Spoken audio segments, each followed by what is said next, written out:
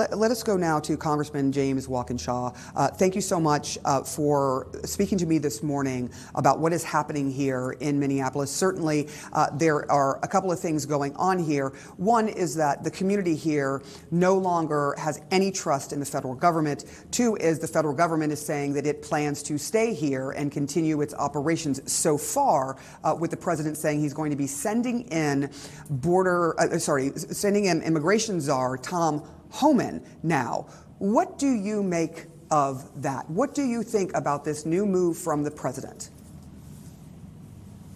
Well, I was in Minnesota 2 Fridays ago, and I heard directly from Minnesotans about the fact that their businesses had to close, schools have had to close, folks were hiding in their homes because they didn't want to be the next person dragged through the street, tear gassed, or God forbid, shot. And look, I think perhaps in the Trump White House, they're realizing that a line has been crossed here. The American people have eyes, and they see what happened to Alex Preddy. They see that the leadership at DHS is flat out lying about the circumstances, that he wasn't threatening anyone. He was filming with a cell phone camera, and he was executed in the streets. And Donald Trump might be getting nervous about that. We've seen a small handful of elected Republicans start to speak out. I hope more will find that courage to do so. It's what this moment demands of all Americans.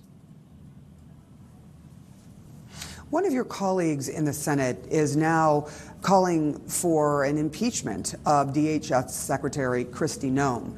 Do you think that's what should happen?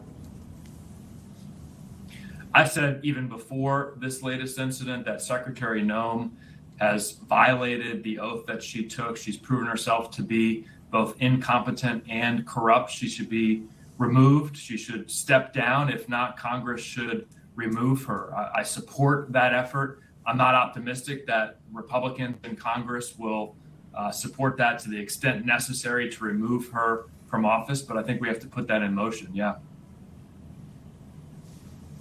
Why is it important, do you think, to try and impeach her, which doesn't always mean they are removed? As we know, President Trump was impeached twice and still stayed in office. Why is it important to move forward on that from your perspective?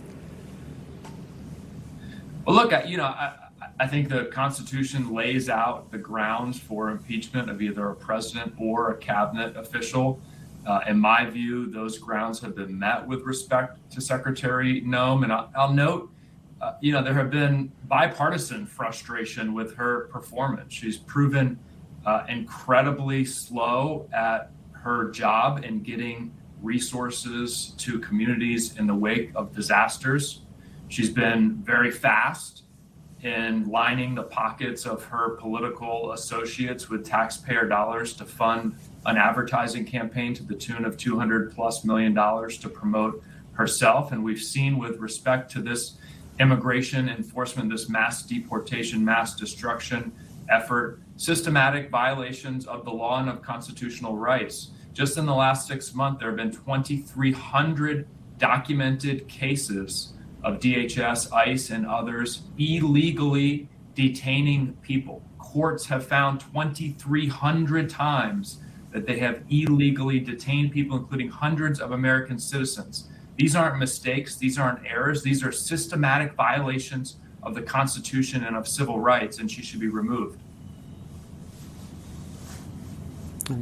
There are 2 courts, certainly in Illinois, that found that federal agents lied in those cases. Now you look at what is happening here, and you're seeing federal agents, or at least the officials, lying about at least 3 things that are demonstrably false that you can see on video versus what they are saying about Alex Preddy, the victim of this latest shooting at the hands of federal agents. I do wonder if there is anything that Congress may do in light of all that you have seen, all of you have heard, and all that has been said here, to what's happened here. 3 shootings at the hands of federal agents in less than a month, 2 shootings ending up 2 people dead at the hands of federal agents, both of them U.S. citizens.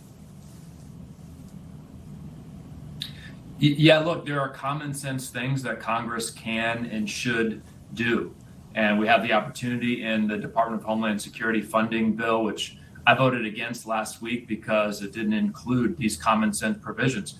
We can end the masking of federal agents and officers. We can require agents and officers to identify themselves just as our local police do across the country. We can require not just the implementation, but the enforcement of real use of force standards, where these officers who are using force and tear gassing and pepper spraying non-violent, peaceful protesters and observers are disciplined and removed from their positions. These are common sense things that Americans support. You can look at the polling. My colleagues can talk to their constituents. Look, the American people want secure borders. They want our immigration laws enforced, but they want it done fairly and humanely and consistent with our Constitution. And we should require that before the DHS funding bill moves forward.